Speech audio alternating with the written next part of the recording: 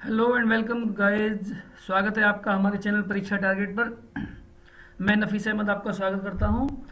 और आज फिर हम सुबह की न्यूज़पेपर्स की जो खास खबर हैं वो सब मैं लेके आपके साथ दोबारा आया हूं 30 अप्रैल 2020। और देखिए, जो भी न्यूज़पेपर में एजुकेशन से संबंधित, ये हमारा चैनल एजुकेशन से संबंधित है, एजुकेशन से संबंधित या कोई कोई खास करंट की खबर होती है तो हम उसी को लेके हर रोज़ आपके पास आते हैं। और देखिए, सबसे पहली खबर मैं आपके लिए लेके आया हूँ। 10वीं की नहीं होंगी परीक्षाएं 12वीं के लॉकडाउन के बाद। ये सीबीएसई बोर्ड की जो परीक्षाएं कुछ रह गई थी, तो देखिएगा वो परीक्षाएं के बारे में इन्होंने बताया है। कि देखिए, आज की अखबार की खबर है कि 10वीं की नहीं होंगी परीक्षाएं 12वीं के लॉकडाउन के बाद। और जैसा कि आपको पता है, जो केंद्रीय माध्यमिक शिक्षा बोर्ड यानी कि सीबीएसई बोर्ड है, तो सीबीएसई बोर्ड में क्या होता है कि कुछ परीक्षाएं हो गई हैं, असल में कुछ रह गई हैं। और जो 12वीं की परीक्षाएं रह गई हैं उन्हें भी लॉकडाउन के बाद कराने के लिए कह रहे हैं। और ये जो 10वीं की परीक्षाएं हैं वो सारी की सारी परीक्षाएं, देखो, पहले 10वीं और 12वीं की परीक्षाएं बच्चों की लगेगी, पहले उसकी क्लास लगवाना चाहते हैं ये। और ये चाह रहे हैं कि हम जो इंटरनल मार्क्स होते हैं कॉलेज के, तो उसी के आधार पर इन बच्चों को पास किया जाए और ग्रेडिंग सिस्टम के हिसाब से पास किया जाए। और ये आप देख लो, गर्मी की छुट्टी के बाद भी लगेगी ऑनलाइन क्लास।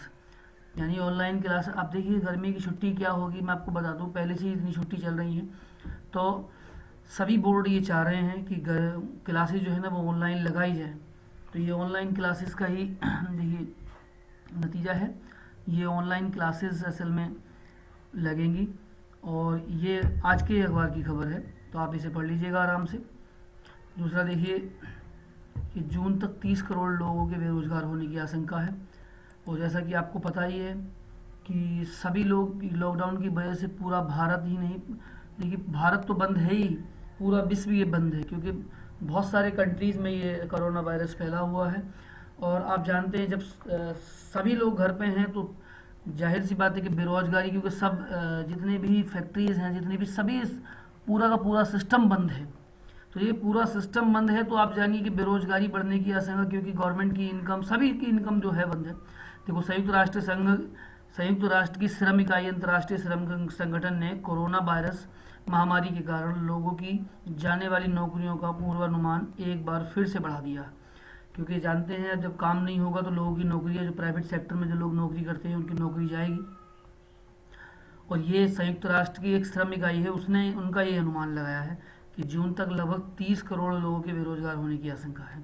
और ये बहुत बड़ी संख्या होती है। बेरोजगारी अगर इतने बड़े स्तर पे आएगी तो आप जानते हैं कि कैसे हाहाकार होने वाला है। ये तो कोई, मैं ये नहीं कह रहा हूँ, ये आज के अखबार की खबर है।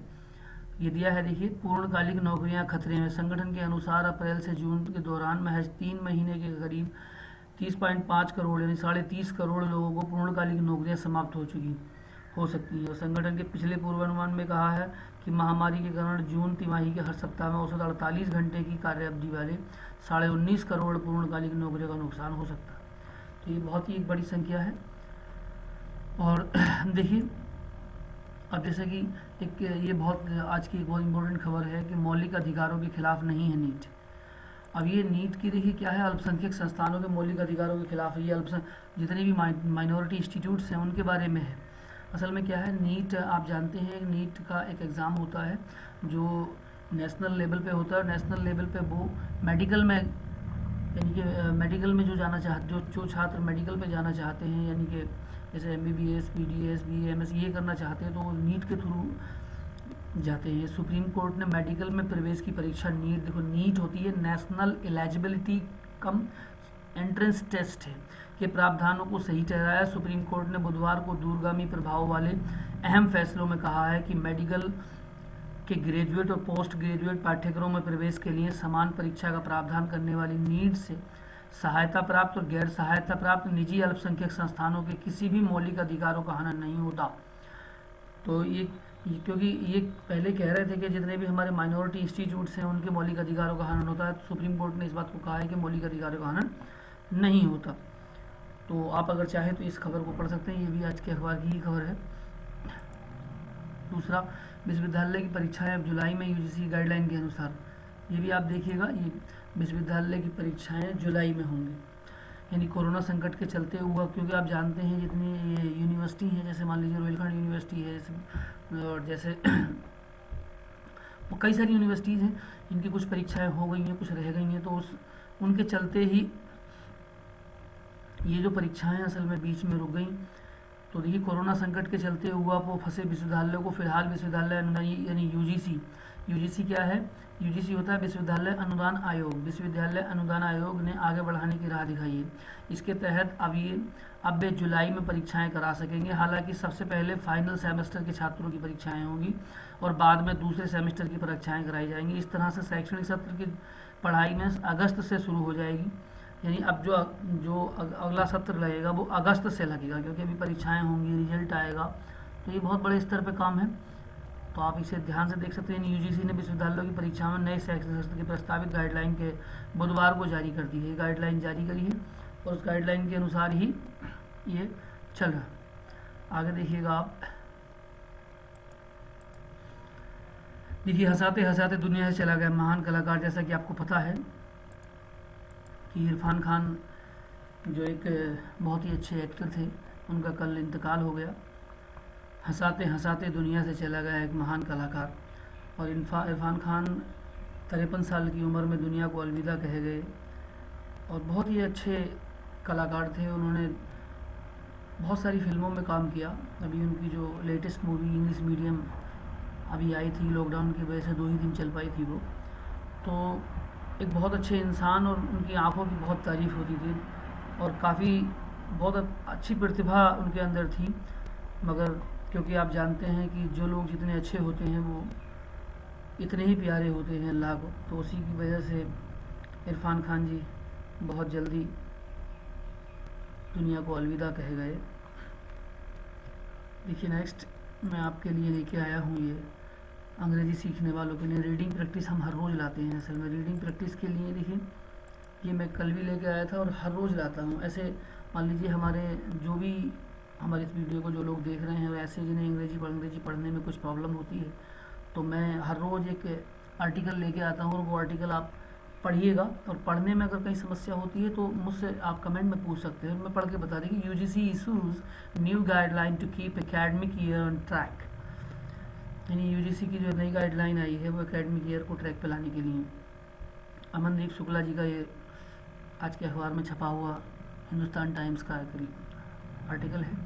New Delhi students can be graded based on the performance in internal assessment test and the previous semester. The University Grant Commission said on Wednesday in one of many suggestions aimed to keep the academic schedule on track in the aftermath of the coronavirus disease COVID-19 outbreak. The higher education regular also said examinations in the college and universities can be held in May and June, with July being the month of summer vacation. The next academic cycle can begin in August for second, the third year student and in September for fresher, it said. Generally, academic session and in the college and universities in May, June, and new sessions begin in July and August. Education institutes have been shut down across India since March 25 when a nationwide lockdown was imposed to stop the spread of कोविड-19। यानी वही बात कही है जो मैंने आपको हिंदी में बताई थी कि ये अगस्त से सेशन शुरू होगा। और वैसे सेशन तो जून जुलाई में लगता था, लेकिन ये कोरोना वायरस की वजह से वो लेट हो गया है। और देखिए हम आज की जो मैं आपके लिए लेके आया हूँ ये हमारे भारत और उत्तर प्रदेश की देखिए कोरोना वायरस की जो अपडेट है। ये देखिए ये कह रहे हैं कि गृह मंत्रालय ने बुधवार को ट्वीट करके बताया है कि नई गाइडलाइन जल्दी जारी होगी और सोमवार से कई जिलों में लॉकडाउन में रियायत मिलने के चांसेस हैं। और जैसा कि आपको पता है कि भारत में जो स्थिति है वो 31,727 केस हो चुके हैं। 31,727, जिसमें अब तक 1,008 मौतें हो चुकी हैं और 7,797 लोगों ने रिकवर किया है। और देखिएगा दिल्ली में 3,439 केस हुए हैं। और अगर हम अभी पूरी दुनिया यानी पूरे विश्व की बात करें तो पूरे विश्व में 31,88,576 केस हुए हैं। 31,88,576 और जिसमें 2,25,615 मौतें हुई हैं अब तक। और अमेरिका में सबसे ज़्यादा है, 10,48,834 केस अमेरिका में है, जिसमें देखिए अमेरिका में 60,495 मौत अब तक हो चुकी है। तो मैं यही देखिए, आप चाहे तो ये एक दूसरी रिपोर्ट है, ये देखिए कुल केस अब तक 31,62,438 हैं और अमेरिका में 10,36,417। और अगर हम वृद्धि दर बात करें तो अमेरिका में ये देखो अभी तक वृद्धि दर 52% के हिसाब से वृद्धि दर है। और हम अगर भारत में बात करें तो देखिए भारत में कितने हैं, 32,523 बता रहे हैं, 32,523, और कुल 1,068 मौतें हुई हैं और 7,797 लोग ठीक हो चुके हैं। तो ये सारी देखिए सारी चीज़ों में वृद्धि दर किस किस चीज़ में है, ये केसेस की वृद्धि दर 52% है और मौतों में ये देखिए 55%, ये सारी की सारी वृद्धि दर इस तरह से दे रखी है। तो आप चाहें तो इसे देख सकते हैं और देखते रहिए हमारे चैनल परीक्षा टारगेट को। परीक्षा टारगेट से जुड़े रहिए, आपको नई नई खबर से हम रोज़ाना रूबरू कराते रहेंगे।